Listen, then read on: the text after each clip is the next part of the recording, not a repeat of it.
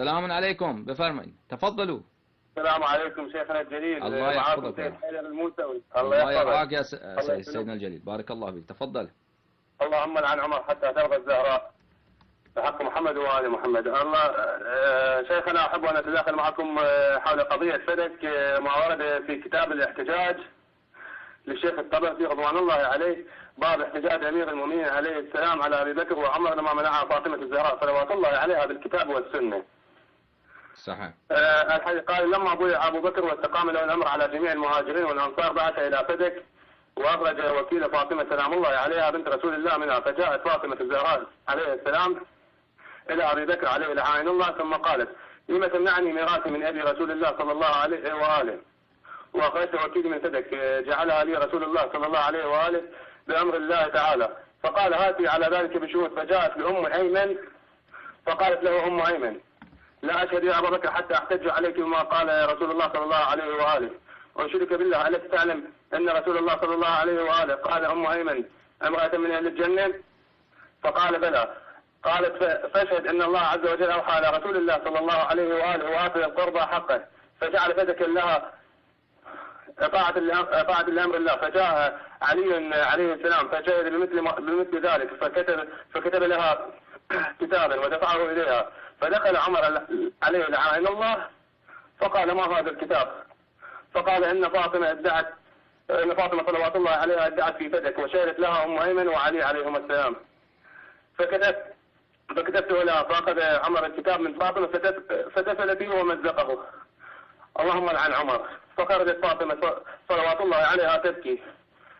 فلما كان بعد ذلك جاء علي عليه السلام إلى أبي بكر وهو في المسجد وحوله المهاجرون والأنصار، فقال: يا أبا بكر لما منعت فاطمة ميراثها من رسول الله وقد ملكته في حياة رسول الله؟ فقال أبو بكر: هذا فيء للمسلمين، فإن قامت شهودا أن رسول الله صلى الله عليه وآله جعله لها، وإلا فلا حق لها فيه. فقال أمير المؤمنين عليه السلام: يا أبا بكر تحكم فينا بخلاف حكم الله في المسلمين؟ فقال: لا. فقال أمير المؤمنين عليه السلام: فإن كان في يد المسلمين شيء يملكونه ثم ادعيت أنا فيه فمن تدعي البينة؟ قال: إياك أتي البينة. قال: فما بال فاطمة سلام الله عليها سألتها البينة على ما في يدها وقد ملكته في حياة رسول الله صلى الله عليه وآله وبعد ولم تسأل المسلمين بينة ولم تسأل المسلمين بينة على ما ادعوها شهودا كما سألتني على ما ادعيته عليهم. فسكت أبو بكر فقال عمر عليه لعائن الله: يا علي. فقال عمر عليه لعائن الله: يا علي دعنا من كلامك فإننا لا نقوى على حجتك، فإن أتيت بشهود عدول وإلا فهو بيع للمسلمين لا حق لك ولا لفاطمة صلوات الله عليها فيه. فقال أمير المؤمنين صلوات الله عليه: يا أبا بكر أتقرأ كتاب الله؟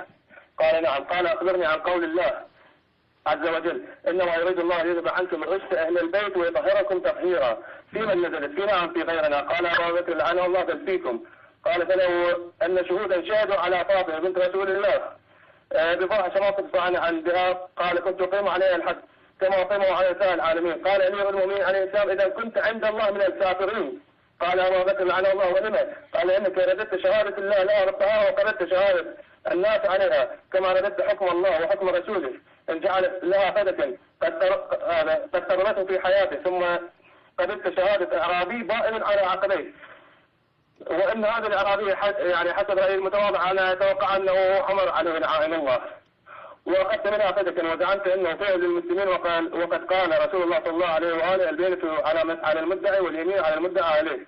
فرددت قول رسول الله صلى الله عليه وآله: البينة على من ادعى واليمين على من ادعي عليه. قال: فدمدم الناس وانكروا ونظر بعضهم إلى بعض وقالوا: صدق والله علي بن أبي طالب، ورجع إلى منزله. ثم دخلت فاطمة صلوات الله عليها المسجد وقافت بقدر أبيها وهي تقول: قد جاءنا بعدك أنباعا وهنبتة لو كنت شاهدها لم تكثر الخطب، إنا فقدناك فقد الأرض وابلها واختل قومك فاشهدهم ولا تغبي إلى آخر الأبيات. وهذا دليل واضح وصريح على أن على كفر أبي بكر وعمر. اللهم لعن أبي بكر وعمر حتى ترضى الزهراء بحق محمد وآل الطاهرين. اللهم يحفظك شيخنا وشكرا لكم. بارك الله فيك، أشكرك أخي العزيز.